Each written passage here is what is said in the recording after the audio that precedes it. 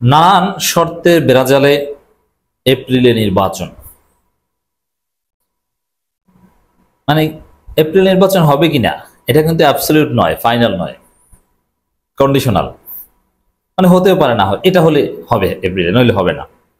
যদি এই কাজটা হয় তাহলে এপ্রিলে হতে পারে, নইলে না। মানে এপ্রিলে নির্বাচন যে অনিশ্চিত এটা বোঝাতে চেয়েছি, এটা এখন প্রমাণ করব। দর্শক, ডিসেম্বরের নির্বাচন এটা এখন পাগলের প্রলাপ, আর এপ্রিলে নির্বাচন সম্ভাবনা, নট ফাইনাল, শর্তের বেড়াজালে অনিশ্চিত। যেমন সংস্কার নিশ্চিত হলে এপ্রিল নির্বাচন নিয়ে দ্বিমত থাকবে না সার্জিস আলম। তাহলে এপ্রিল নির্বাচনের শর্ত কি? সংস্কার নিশ্চিত হতে হবে, আবার বিচারও হতে হবে, আবার এই নির্বাচন কমিশনের সংস্কার করতে হবে। এই নির্বাচন কমিশনের অধীনে ওরা নির্বাচনে যাবে না। তাহলে এপ্রিল নির্বাচন এটাও কিন্তু কন্ডিশনাল, এটা সার্টেন না যে সব ঠিকঠাক আছে, কোনো সন্দেহ সংশয় নাই, কোনো শর্ত নাই, এপ্রিল আসছে নির্বাচন না, সংস্কার হতে হবে। এই সংস্কার শব্দটার মধ্যে অনেক সংস্কার জড়িত, তার মধ্যে একটা হচ্ছে এইসি কে সরাতে হবে। এই সিইসি, এই ইসি যারা আছে এরা বিএনপির, এবং প্রশাসন নিউট্রালাইজ করতে হবে। প্রশাসন বেশিরভাগই বিএনপির দখলে, বিএনপিপন্থী ডিসি, বিএনপিপন্থী এসপি, ওসিগুলো বিএনপির কথায় কান ধরে উঠে আর বসে। অতএব এটাকে নিউট্রালাইজ করা ছাড়া, এই কন্ডিশন ফুলফিল ছাড়া এপ্রিলে নির্বাচন হবে না। এটাকে নিউট্রালাইজ করতে যদি আরো সময় লাগবে, কিন্তু নির্বাচন হবে না। আসলে এই হাসনাত সার্জিসদের কাছেই বিএনপির পরাজয় হচ্ছে। এখন বিএনপির পরাজয়ের ডাইমেনশনটা আগে বুঝতে হবে। ভোট তো পরে, আগে ভোট কখন এটা নিয়েই তো রেস। বিএনপি মনে করেছিল ডিসেম্বর নির্বাচন আয়োজন করতে পারলে কারচুপি করে ভারতের সহায়তায় ভাগ বাটোয়ারায় তারা জিতে যেতে পারবে।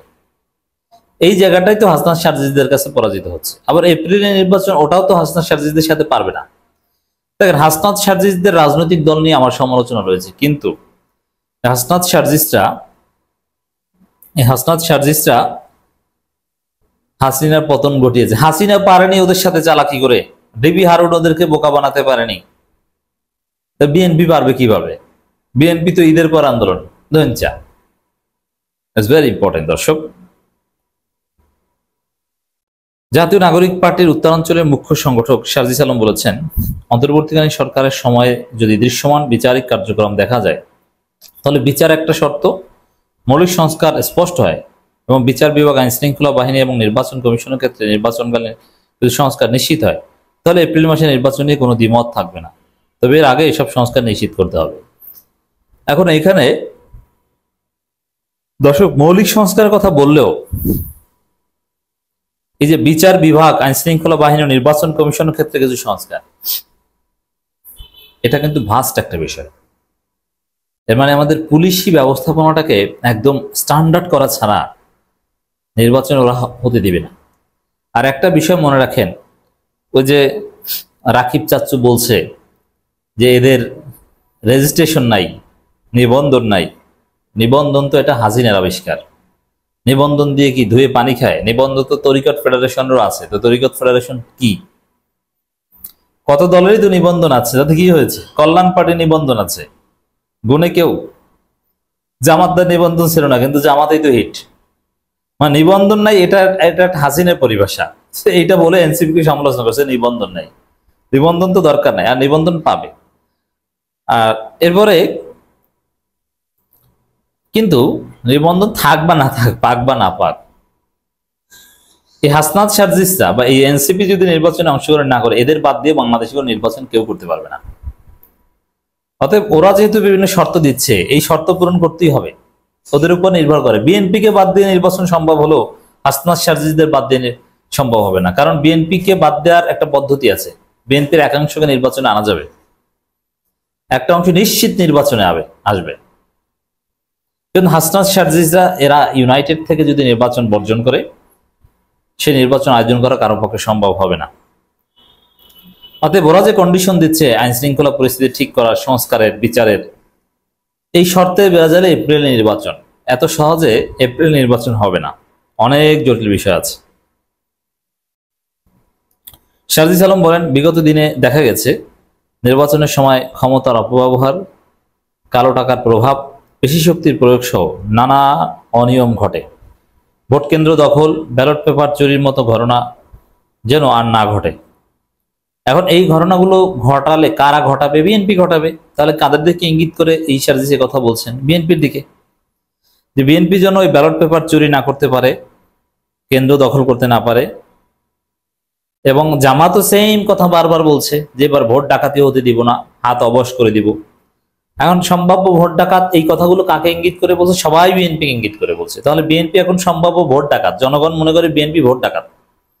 আওয়ামী লীগকে কিন্তু এখন ভোট ডাকাত মনে করে, কারণ আওয়ামী লীগ চাইলেও, আওয়ামী লীগের নিবন্ধন ফিরিয়ে দিয়ে বৈধতা দিলেও আওয়ামী লীগ ভোট চুরি করার কোনো সক্ষমতা রাখে না বা পারবে না।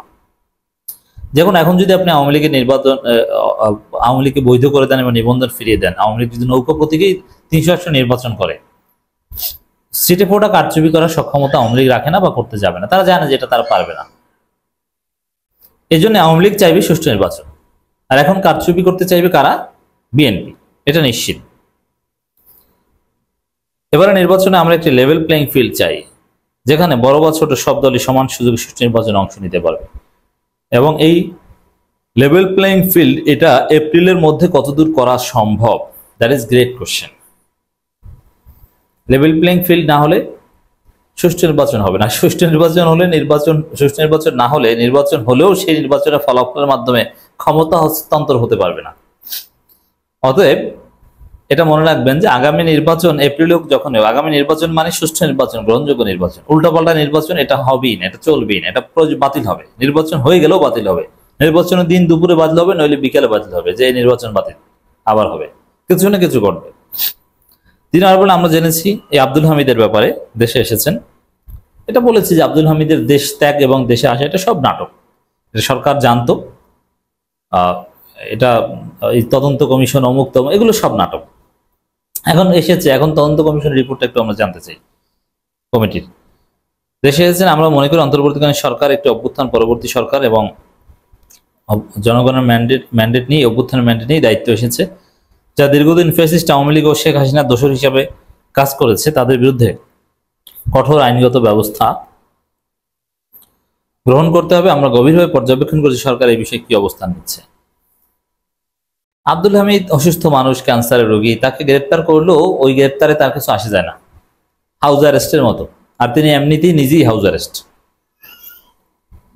অতএব আব্দুল হামিদের গ্রেপ্তার এটা এখন কোনো টপিকই না।